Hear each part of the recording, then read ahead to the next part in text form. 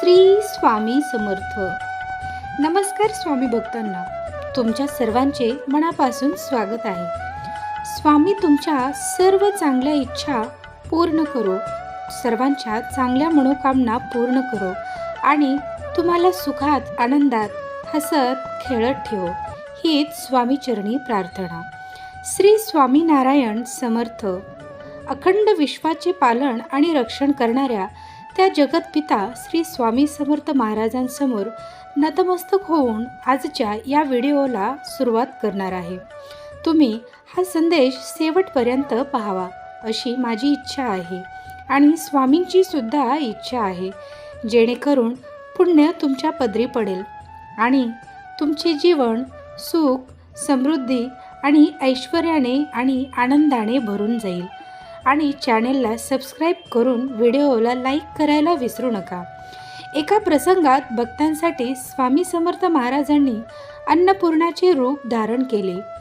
स्वामींच्या अन्नपूर्णा स्वरूपाचे पूजन ठिकठिकाणी केले जाते. नेमके काय घडले जाणून घेऊया. स्वामी समर्थ महाराजांची लीला अगाध असल्याचा प्रत्येक भक्तांना अनुभव आलेला आहे. आजच्या काळातही स्वामींचे अनुभव आलेली माणसे हजारोच्या संख्येने आपल्याला पाहायला मिळतील. स्वामी कृपेचा कृतीभाव प्रत्येकाच्या बोलण्यात, वागण्यात दिसून येतच असतो, प्रकर्षाने दिसून येते.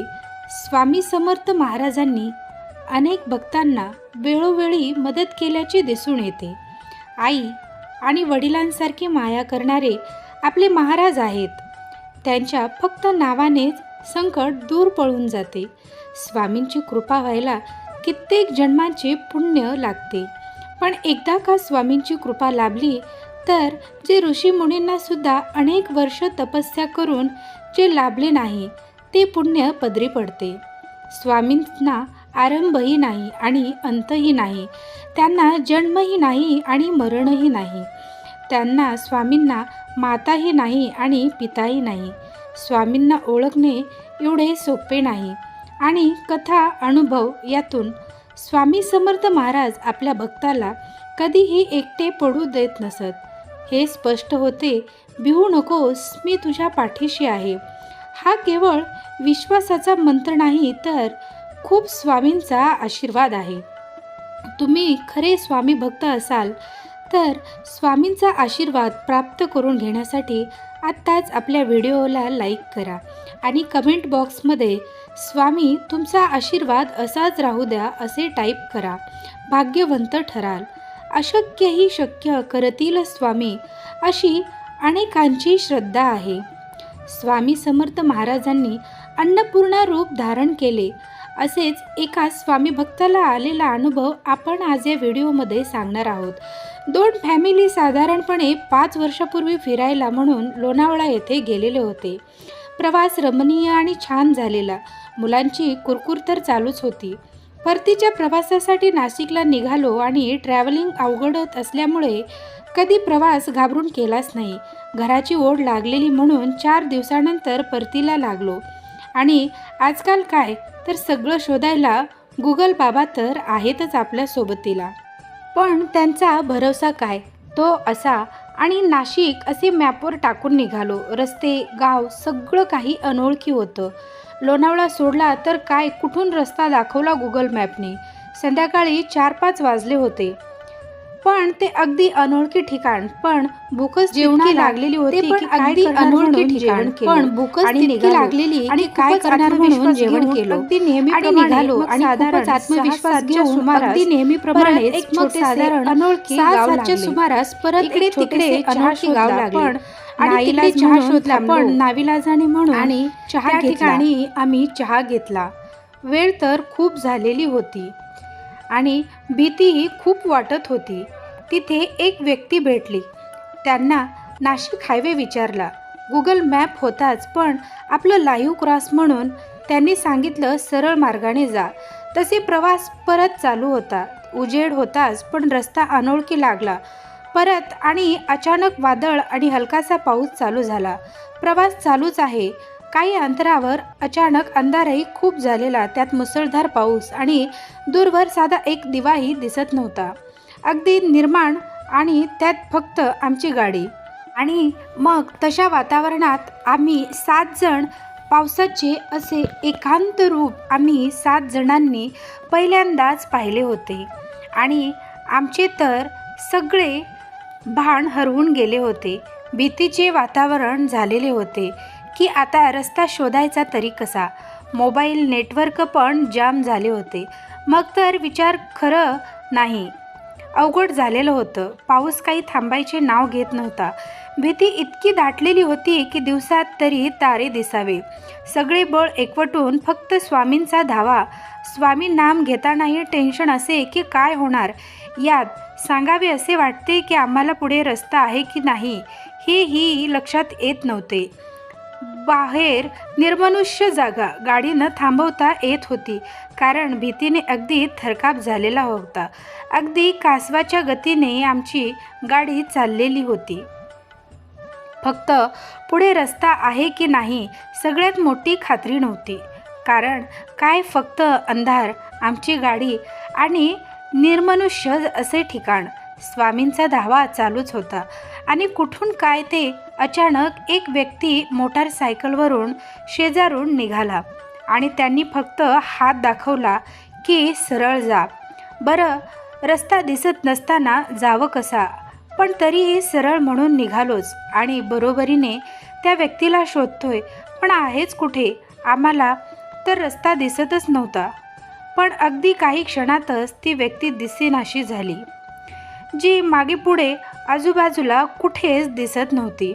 आम्हाला प्रश्न पडला आणि आम्ही त्या व्यक्तीला शोधू लागलो.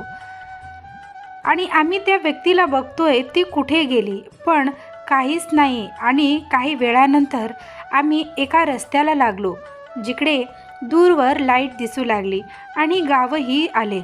हायवेजवळ नाव तर नाही सांगता येणार आणि भीती अजूनही गेलेली नव्हती. पण रास्ता दिसला म्हणून जरा हायवे वाटले. पण तरीही ती व्यक्ती आठवतच होती की गेली कुठे, कारण त्या रस्त्यावर फक्त आम्हीच होतो आणि आमच्या पुढे तर नक्कीच कोणीच नव्हते याची आम्हाला खात्री होती. शेवटी हायवेला गाडी लावली कसाराच्या अलीकडे आणि स्वामींचा धावा केला.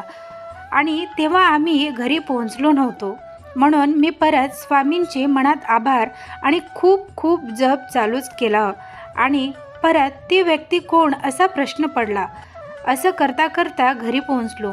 2-3 दिवसानंतर हा प्रसंग एका जाणत्या ड्रायव्हरला विचारला आणि तो रस्ता लक्षात आल्यावर त्या व्यक्तीने सांगितलं की तुम्हाला ती व्यक्ती भेटली म्हणून बरे, नाहीतर दुसऱ्या बाजूला रस्ताच नव्हता. तर खूप मोठे मोठे खड्डे होते.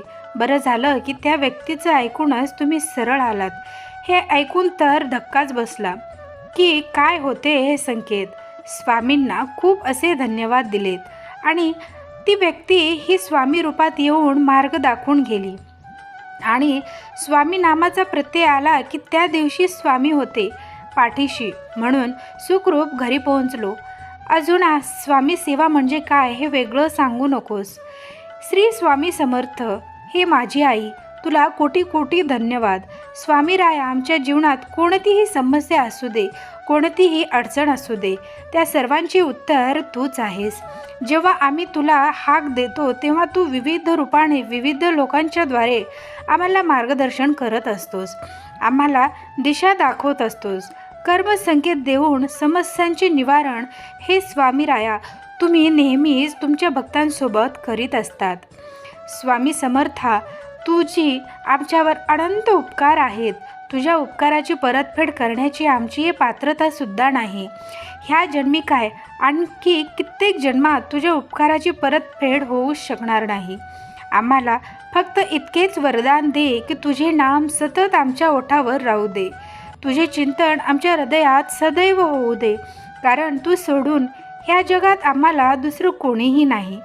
हे स्वामीराया, जेव्हा आम्ही संकटाच्या ओझ्याखाली पूर्णपणे दबून जातो तेव्हा आमचे मन व्याकुलतेने तुझा धावा करते. आणि हे आई, तू क्षणाचाही विलंब न करता आमच्या धावेला हाकेला जवळ येतेस, आमच्यासाठी धावून येतेस आणि आम्हाला संकटातून बाहेर काढतेस. हे स्वामी आई, आमची तोडकी मोडकी भक्ती तुला आवडते, हीच आमची खूप मोठी दौलत आहे. हे माऊली, असेच आम्हा बालकांवर तुझे प्रेम राहू दे. आम्हाला प्रेरणा दे, आम्हाला मार्गदर्शन करत राहा. स्वामी राया, तुला कोटी कोटी धन्यवाद, मनापासून धन्यवाद. हा संदेश शेवटपर्यंत पाहिल्याबद्दल धन्यवाद. मित्रांनो, व्हिडिओ आवडल्यास व्हिडिओला लाईक करा. चॅनलला सबस्क्राईब नसेल केलं तर जरूर सबस्क्राईब करा आणि कमेंट बॉक्समध्ये स्वामींचा जयघोष करायला विसरू नका. धन्यवाद. श्री स्वामी समर्थ. अवधूत चिंतन. श्री गुरुदेव दत्त.